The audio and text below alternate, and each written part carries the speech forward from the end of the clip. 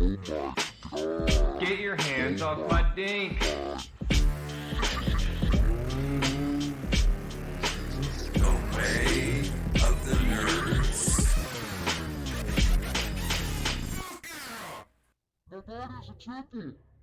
What's going on, everyone? Wanted to put this out for the Arcanum OST cover record that got put out on the channel a while back, a couple weeks, maybe even a month ago.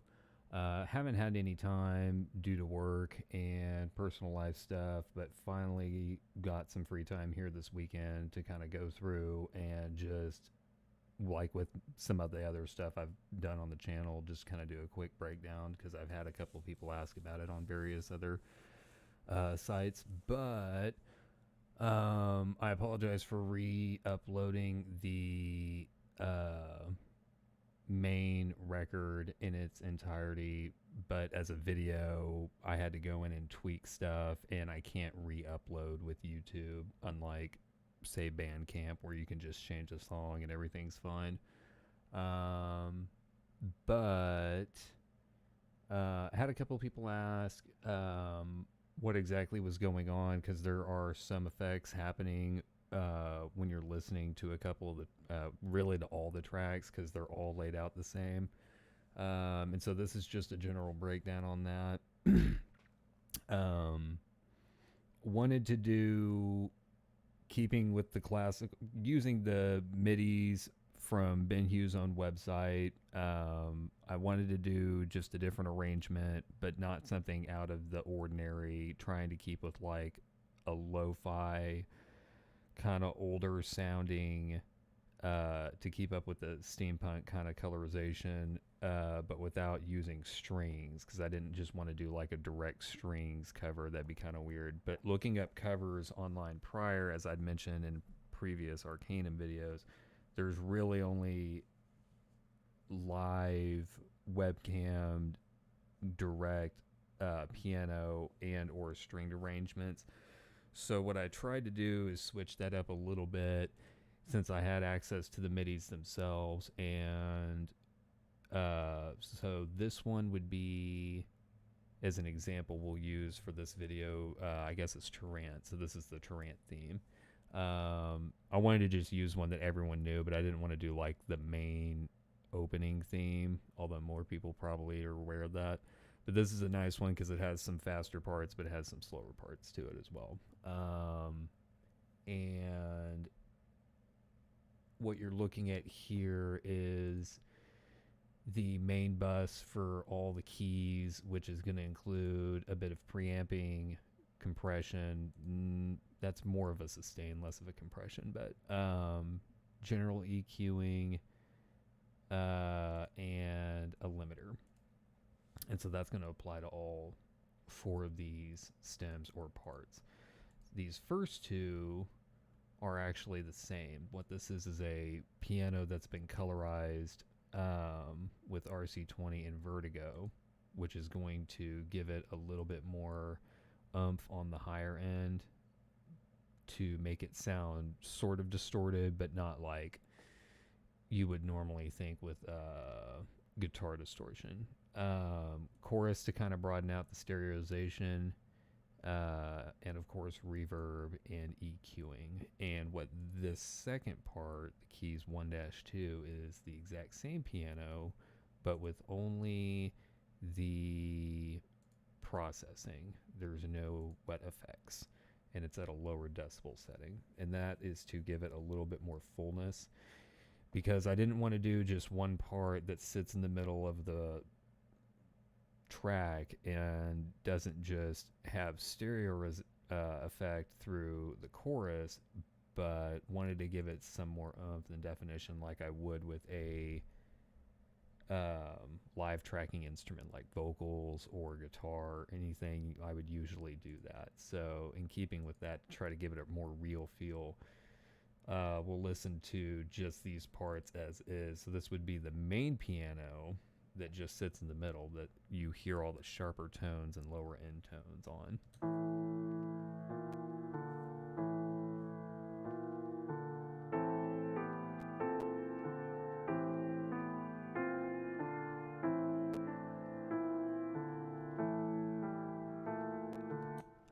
So then you hear the backing part of that with just the processing, no wet effect.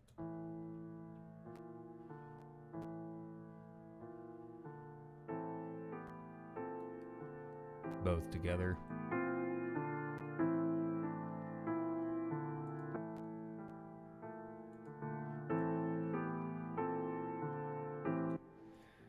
So with that, you get the main, what I was trying to attenuate vibe for that older feel, steampunk, like vinyl recording style sound. So there's a lot of lo-fi stuff going on. I even think that if you look at the EQing, it's going to have most of that end cut out. And I think probably in some other tracks where there's sharper edges, this is a pretty smooth paced song. There's not a lot of staccato-y parts in it. There's probably a auto filter, if not something else that's cutting off those higher ends, and also with EQ in there. Because this wasn't compressed as is but set to the bus, I didn't have that do anything other than just additive and subtractive, which I was fine with on this. So keeping with the idea of trying to do something a little different, as I mentioned earlier, than just a straight piano cover, I wanted to incorporate the vibe of, okay, if we have this piano that is lo-fi colorized to kind of give it that older, kind of end of the world, strange, different time and place type vibe, and to also broaden the stereo and sound, at least on the panning, when you would listen to the fullness of the track, I added two other instruments, which are keyboards, which is why when you go through any of those songs on any of the mirror sites or YouTube, it will say piano and keyboard. And that is because there are two keyboards here panned on either side that both are also chorused and stereoed out. One is a Rhodes emulator and the other is a Wurlitzer emulator, both with Arturia. So when you listen to these back to back, they are EQ'd a little differently than the main one, where the both ends are additive up than the main version. And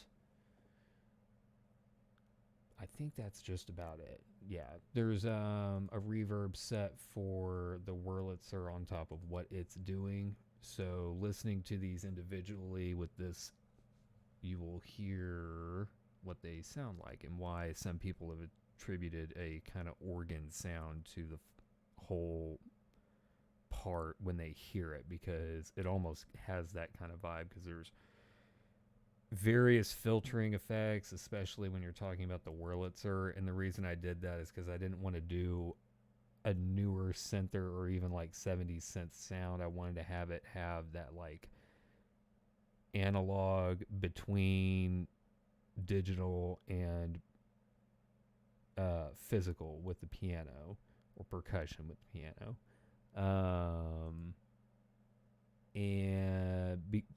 Because it kind of gives it like a weird, like magical vibe, I guess. Because how do you give the vibe of magic? Well, throw like a phaser filter on it or something like that, essentially, and put it over like an analog piano. And that's just because there is still like that level of magic in Arcanum, aside from just the technology of how you would say like the piano, where you have that lo-fi kind of steampunk vinyl sound. So they kind of complement each other in a weird way that I like. But back to back, the Rhodes starting off sounds as such.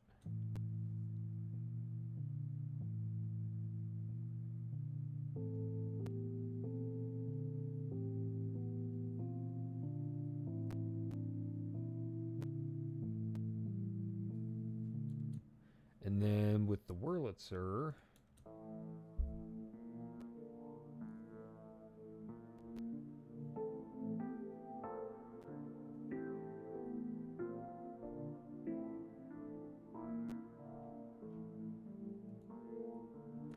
back to back.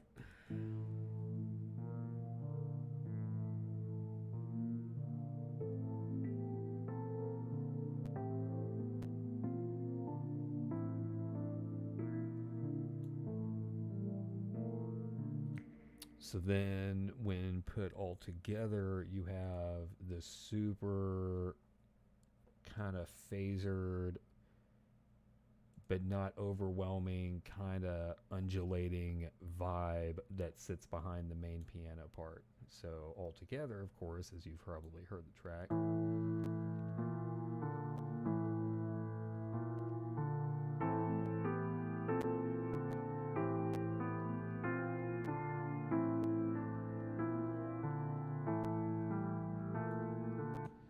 And yeah, so pretty much on top of that, everything else is just a little bit of colorization, compression on the master bus, and then the usual suspects, limiting on everything, yada yada. These are just the live vocals for what I'm using right now. And that's pretty much it. And this is applied across the board to all of the various tracks.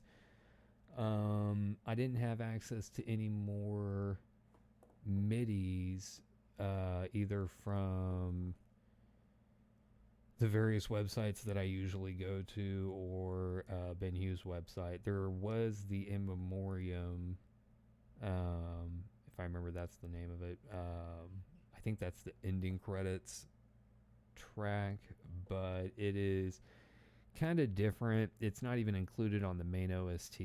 It's like a B-side or added track at the end of it. So I didn't end up incorporating it because it just didn't really sit well with the rest of the OST cover remix, whatever, or cover album.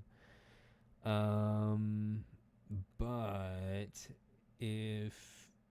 because I know there are a couple that are still out there, like the Kintara track has like percussion in it, and for some reason I haven't been able to find that one.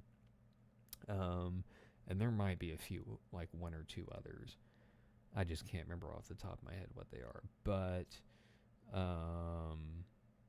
if I ever do find those, I might try to add them on later. But that is essentially how that all went down. I tried to get these done in I think they ended up getting done in like a week and a half or less, maybe 2 weeks or less. But ended up re-releasing it because I wanted to get some time issues fixed on mainly the theme track because it was a little too fast, and then a couple other things here or there. But that is the finished deal. So I do appreciate everybody who has watched it, liked it, whatnot.